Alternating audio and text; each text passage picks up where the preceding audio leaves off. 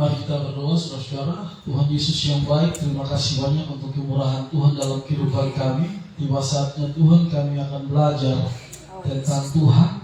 Karena itu Tuhan, urapi khusus hamba-Mu dan jemaat Tuhan yang ada di tempat ini. Tuhan mari memberkati supaya kami semua boleh mendapatkan berkat-berkat rohani dan menjadi berkat dalam kehidupan kami. Terima kasih banyak Tuhan Yesus, di dalam nama-Mu kami berdoa. Amin.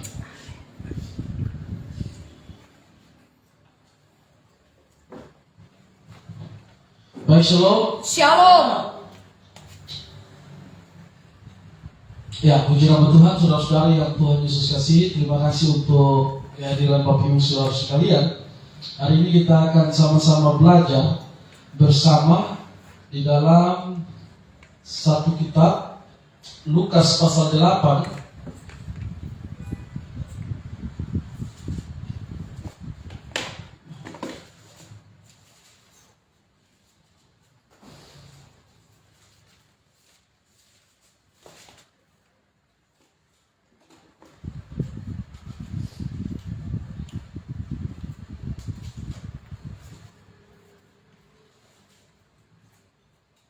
Lukas pasal 8 ayat yang ke-22 hingga ayat yang ke-25.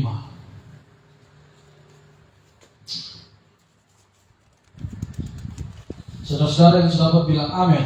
Amin. Saya akan baca bagi kita semua Lukas pasal 8 ayat yang ke-22 hingga ayat yang ke-25. Pada suatu hari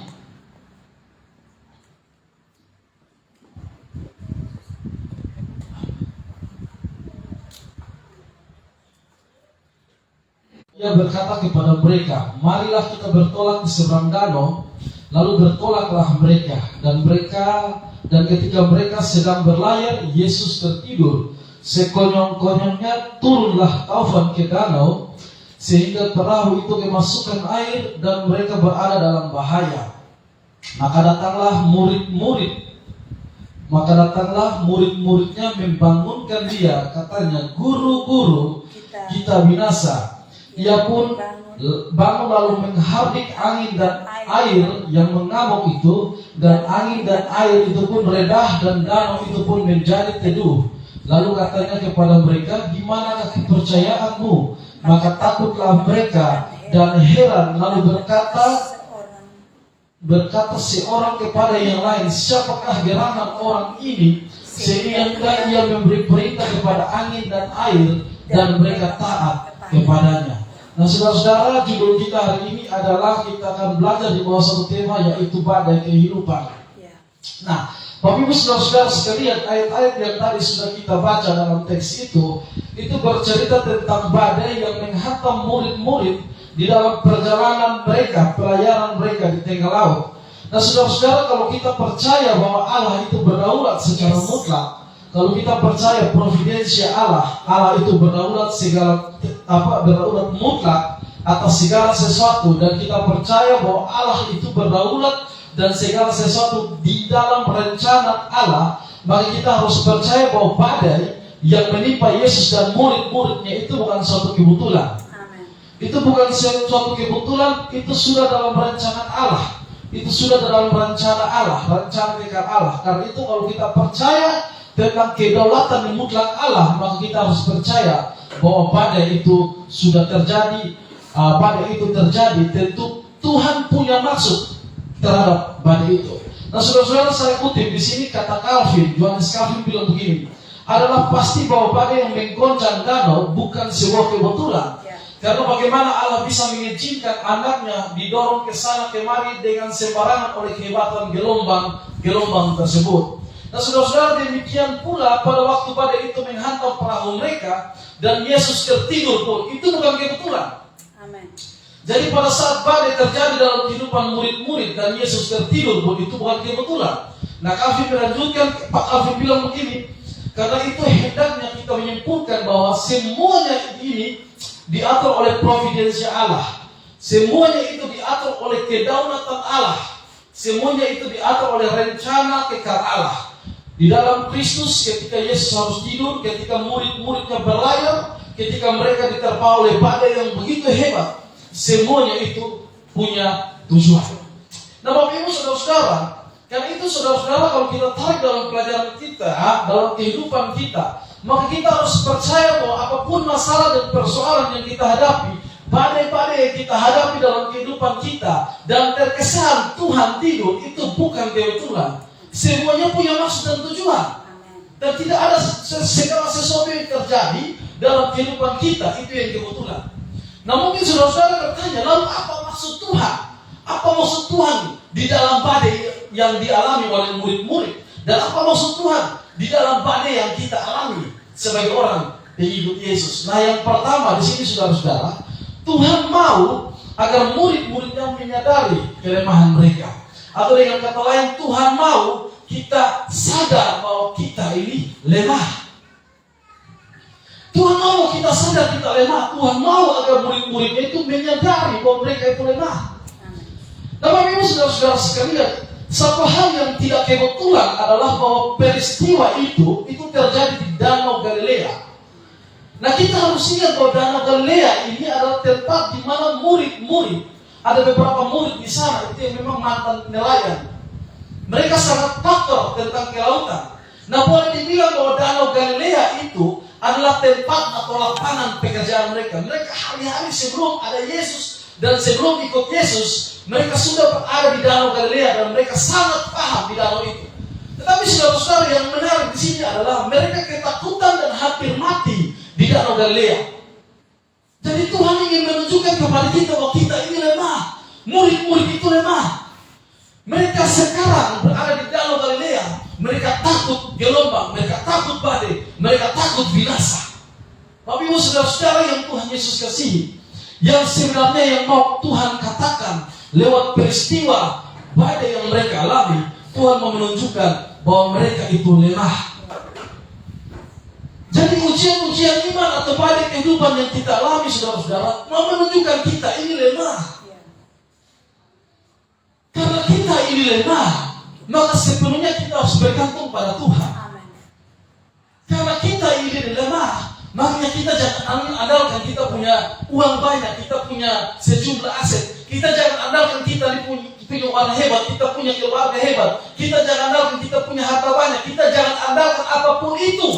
Karena kita ini lemah. Sekali ada badai dalam kehidupan kita, ketakutan kita muncul dan kita takut bahwa kita itu binasa.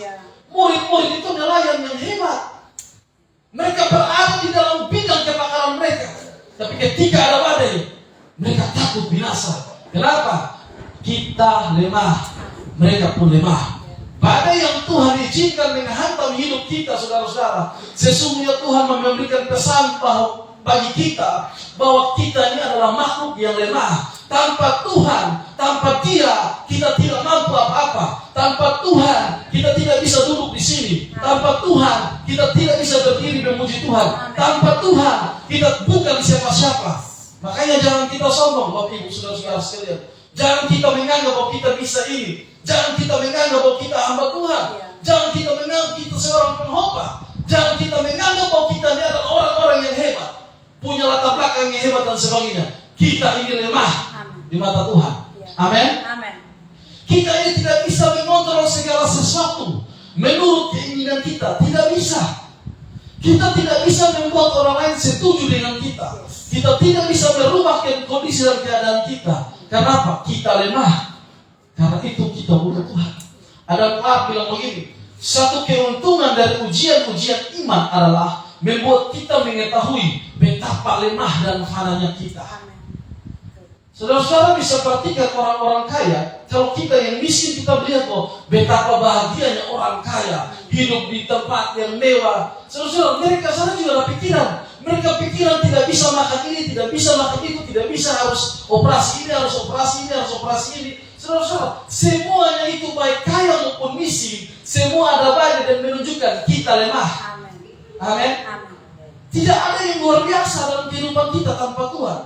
Karena itu saudara-saudara, setiap apapun badai dalam kehidupan kita, kita harus sadar bahwa kita ini lemah dan fana. Apa yang kita miliki itu bukan menjadi kebanggaan dalam kehidupan kita. Itu tidak bisa kita sogok Tuhan.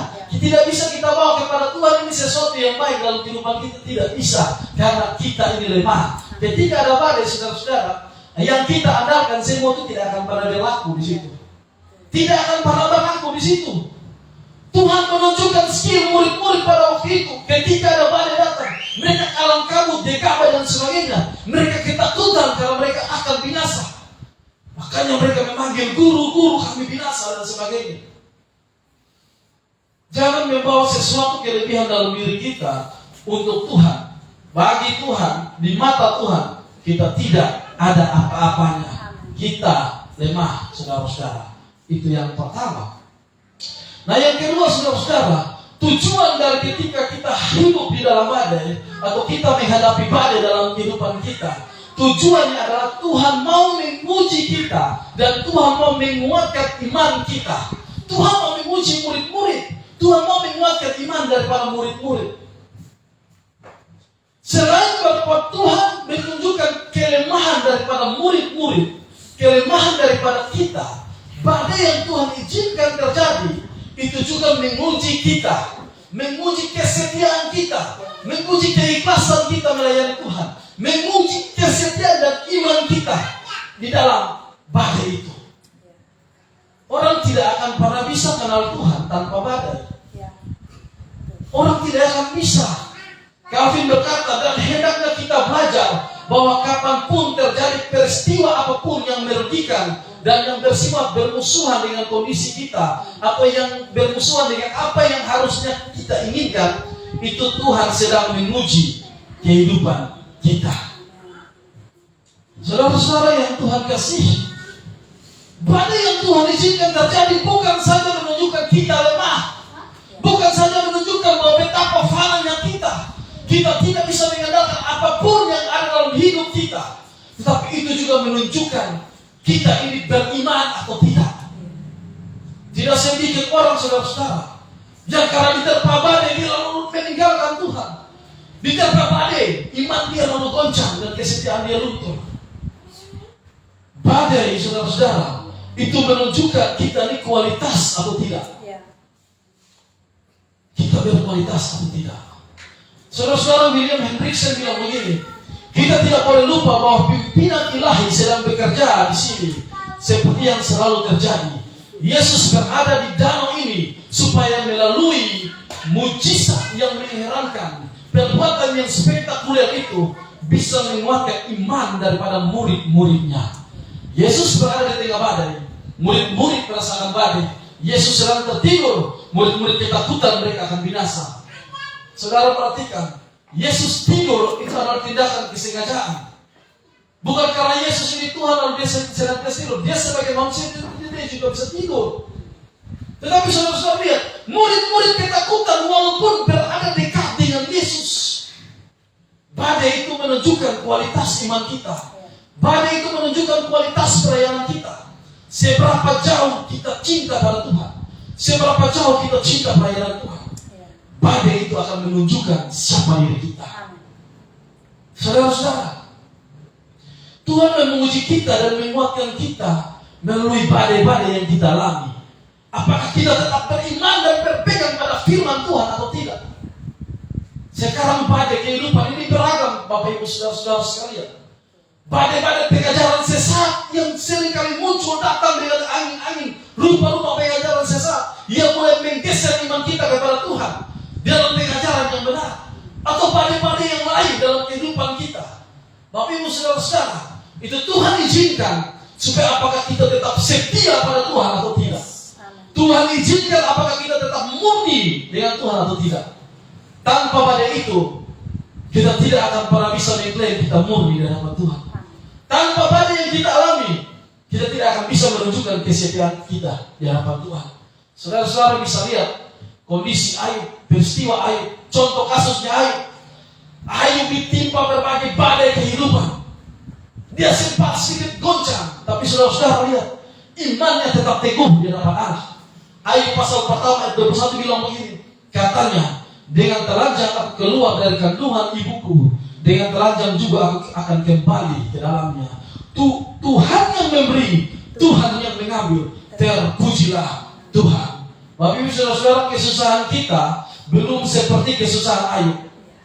Ayub ini keluarganya rata, harta-hartanya rata. Kita ini belum ada yang rata. Kita belum ada yang rata. Tapi lihat Ayub, di dalam badai kualitas imannya tetap ditunjukkan. Saudara-saudara, Tuhan sudah berfirman kepada kita bahwa Dia akan memelihara hidup kita. Dan dengan ujian yang kita alami, apakah kita tetap mempercayai Dia atau tidak? Kita akan mempercayai bahwa Dia memelihara kehidupan kita atau tidak. Ia mengirimkan badai menghancurkan ekonomi kita. Ia mengirimkan badai menghancurkan usaha kita. Ia mengirimkan badai menghancurkan keuangan kita.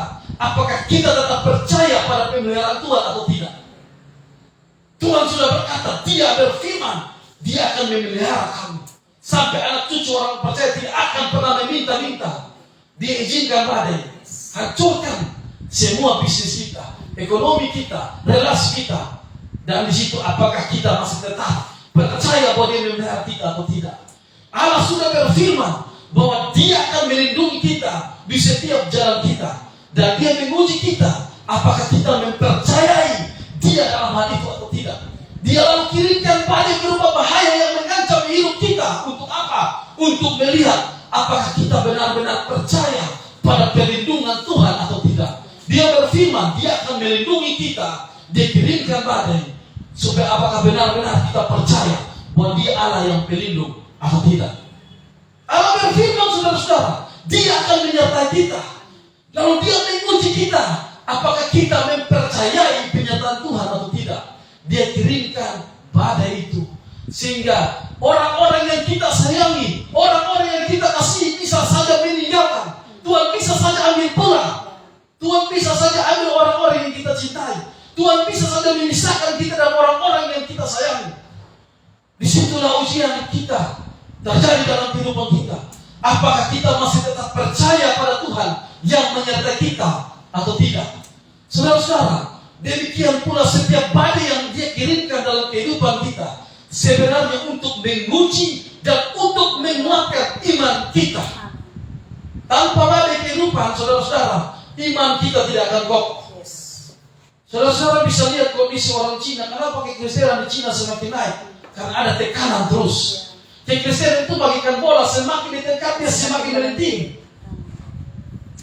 Semakin kehidupan kita juga seperti itu. Semakin ada badai dalam kehidupan kita, kita akan semakin melenting. Nah itu saudara-saudara, jangan pernah lari dari janji Tuhan. Jangan pernah lari dari apapun yang Tuhan janjikan dalam kehidupan saya dan saudara. Jangan pernah bergeser dari hal itu. Hal yang ketiga, Bapak Ibu, Tuhan mau menunjukkan kepada kita siapa dirinya di hadapan kita. Siapa Tuhan? Tuhan itu lebih besar dari setiap kebanggaan kita. Tuhan itu lebih luar biasa dari setiap andil-andil kita. Saudara perhatikan ayat 25. Maka takutlah mereka dan heran. Lalu berkata seorang kepada yang lain, siapa gerangan orang ini sehingga ia memberi perintah kepada angin dan air dan mereka taat. Ayat 27. Kita bandingkan dengan Matius pasal 8 ayat 27. Dan heranlah orang-orang itu, katanya, orang apakah dia ini sehingga angin dan danau pun taat kepadanya.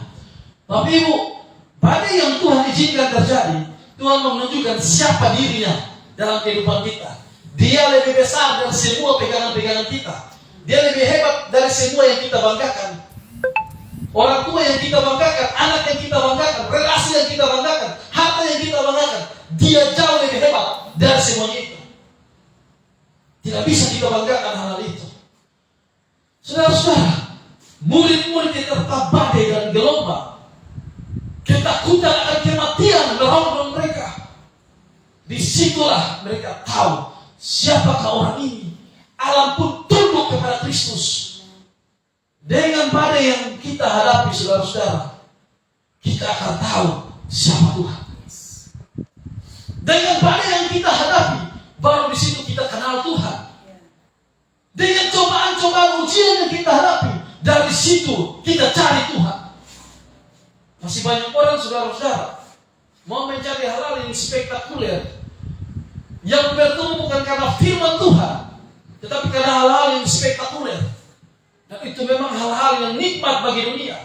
Setan itu bekerja sangat luar biasa. Dia suka bukan memaki orang-orang di jalanan, di bar-bar, di tempat dia memaki gereja-gereja Tuhan untuk menyesatkan orang-orang. Dia pakai gereja Tuhan dengan rupa-rupa pengajaran yang datang. Kalau kita tidak kuat, Bapak Ibu, kita akan terseret masuk di dalam hal-hal demikian. Bapak Ibu, saudara-saudara, seandainya perahu mereka murid-murid itu tidak dihantam badai pada waktu itu, mungkin mereka tidak akan berkesempatan melihat perbuatan yang spektakuler yang Tuhan buat dalam hidup mereka. Dan mungkin mereka tidak tahu bahwa Yesus ini Tuhan atas alam semesta. Kalau Tuhan tidak izinkan badai dalam kehidupan kita, mungkin kita belum mengenal Tuhan. Mungkin kita belum pelayanan bagi Tuhan. Mungkin kita masih di luar sana. Bagi orang menganggap kita adalah kebodohan dan hinaan dan sebagainya. Saudara-saudara, Tuhan seringkali membiarkan kita mengalami badai kehidupan supaya Tuhan mau menunjukkan kepada kita siapa Dia. Bapak Ibu, Tuhan membiarkan bangsa Israel itu ditindas dan menderita ratusan tahun di Mesir. Supaya apa? Supaya pada waktu Tuhan menyelamatkan mereka dari sana, mereka dapat melihat kuasa dan keajaiban Tuhan, serta dapat mengenal Tuhan dengan baik. Kita bandingkan di dalam Keluaran pasal 18 ayat 10 sampai 11. Lalu kata Jitro, terpujilah Tuhan yang telah menyelamatkan kamu dari tangan orang Mesir dan dari tangan Firaun. Sekarang aku tahu bahwa Tuhan lebih besar dari segala Allah, sebab Ia menyelamatkan bangsa ini dari tangan orang Mesir. Karena apa? Perbudakan orang Israel di tangan perbudakan itu. Perbudakan orang Israel di Mesir yang membuat mereka tahu bahwa tidak ada Allah lain selain Allah yang Israel sembah. Saudara-saudara, mengapa Tuhan membiarkan Naaman yang begitu hebat terkena kusta? Mengapa? Supaya Naaman bisa melihat kuasa Tuhan, bisa melihat Tuhan dan mengenal Tuhan. Dalam 2 Raja-Raja pasal 5 ayat 15, kemudian kembalilah ia dengan seluruh pasukannya kepada abdi Allah itu. Setelah sampai, tampillah ia ke depan Elisa dan berkata, sekarang aku tahu bahwa di seluruh bumi tidak ada Allah kecuali di Israel. Naaman baru bisa kenal Allah yang benar ketika dia harus melewati kusta. Saudara-saudara, mengapa Tuhan membiarkan anak janda di Sarfat itu jatuh sakit dan mati? Supaya janda di Sarfat itu bisa melihat kuasa Tuhan dan percaya pada firman Tuhan yang disampaikan oleh Elia. dalam 1 Raja-Raja pasal 17 ayat 24. Kemudian kata perempuan itu kepada dia, sekarang aku tahu bahwa engkau abdi Allah dan firman Tuhan yang kau ucapkan adalah benar. Tuhan izinkan hal-hal terpuruk dalam kehidupan kita supaya kita bisa tahu siapa dia. Amin.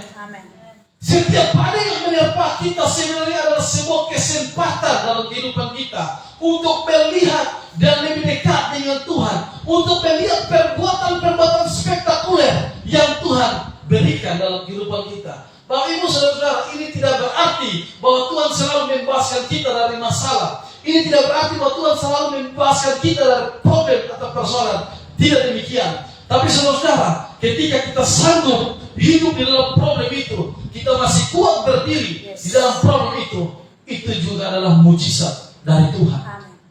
Amin. Itu kuasa dari Tuhan yang membuat kita masih tetap berdiri tegak di dalam badai. Tidak semua orang, saudara-saudara, tidak semua orang dapat berdiri tegak di dalam badai. Banyak orang jual Yesus dan tinggalkan Yesus. Banyak orang sudah tidak mau lagi pelayanan dan sebagainya. Banyak orang mulai pilih pelayanan dan sebagainya. Tidak semua orang bisa berdiri tegak dan melayani Tuhan di dalam badai apapun. Itu sebuah mujizat dalam kehidupan saya dan saudara. Mujizat ini jangan pikir muluk-muluk. Belajar dari Alkitab. Mujizat jangan pikir muluk-muluk. Ketika kita tetap percaya dan berpegang pada Tuhan, ketika kita tetap bertumbuh di dalam Tuhan, itu mujizat. Karena tidak semua orang mengalami hal itu. Tidak semua orang mengalami hal itu. Bapak Ibu Saudara-saudara, demikian juga setiap badai yang menerpa kita, sebenarnya ada setiap kesempatan kita untuk lebih dekat dengan Tuhan. Karena badai yang kita hadapi, kita dapat mengenal Kristus. Saudara-saudara, kita tahu bahwa Yesus adalah penyembuh. Kita tahu bahwa Yesus adalah pemelihara. Kita tahu bahwa Yesus adalah penjaga kita. Kita tahu bahwa Yesus adalah sahabat kita. Kita tahu bahwa Yesus adalah penasehat kita. Kita tahu bahwa Yesus adalah segala-galanya bagi kita. Tapi bagaimana kita bisa tahu itu? Bagaimana kita bisa merasakan itu? Jika kita tidak pernah mengalami kesakitan, bagaimana kita mengenal Dia yang adalah penyembuh? Jika kita tidak pernah mengalami kesedihan, bagaimana kita mengenal Dia sebagai penghibur? Jika kita tidak pernah mengalami kekurangan, bagaimana kita mengenal Dia sebagai pemelihara? Jika kita tidak pernah mengalami ketakutan, bagaimana kita mengenal Dia sebagai pengawal? Jika kita tidak pernah mengalami bahaya, bagaimana kita mengenal Dia sebagai penjaga? Jika kita tidak pernah mengalami kesendirian, bagaimana kita mengenal Dia sebagai sahabat? Jika kita tidak pernah mengalami kebimbangan, bagaimana kita mengenal Dia sebagai penasehat? Jika kita tidak pernah mengalami tuduhan, fitnahan, hinaan, bagaimana kita mengenal Dia sebagai pembela? Amin. Kita harus mengalami semuanya itu, baru kita dapat mengenal Allah dengan benar. Makanya doa itu jangan tuduh Tuhan. Doa itu tetap kembalikan kepada otoritas Tuhan. Karena baik kesembuhan, baik mujizat, sakit penyakit itu semua berasal daripada Tuhan. Semua apa yang Tuhan buat itu pasti baik dalam kehidupan kita. Karena itu Bapak Ibu Saudara-saudara, jangan pernah kita mengeluh, jangan pernah kita berputus asa, jangan kita bersungut-sungut, jangan pernah kita kehilangan kepercayaan dan iman dalam kehidupan kita kepada Tuhan. Semuanya itu, badai itu baik dalam kehidupan kita. Badai itu supaya apa? Membuktikan kita lemah. Tidak ada yang bisa kita andalkan. Badai itu menguatkan iman kita dengan ujian-ujian itu. Badai itu ada supaya kita tahu siapa Dia. Dia Allah, Allah semesta alam, Allah yang luar biasa. Amin. Mari kita berdoa. Terima kasih banyak Tuhan Yesus untuk khotbah yang sederhana dan singkat ini. Tuhan tolong kami semua supaya kami semua boleh dapat mengerti dan memahami apa yang Tuhan maksudkan dalam kehidupan kami, sehingga kami tetap berpegang teguh walaupun banyak badai kehidupan yang kami alami. Tapi kami percaya bahwa Engkau Allah yang luar biasa dalam kehidupan kami, pemegang kendali mutlak dalam kehidupan kami. Terima kasih banyak Tuhan Yesus. Di dalam nama-Mu kami berdoa. Amin.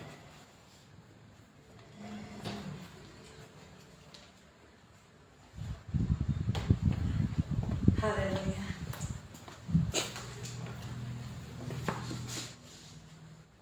Kita patut bersyukur kepada Tuhan, firman Tuhan Tuhan menguatkan kita.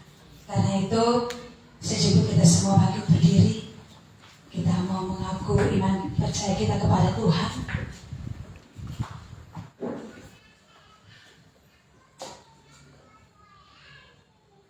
Kita mulai.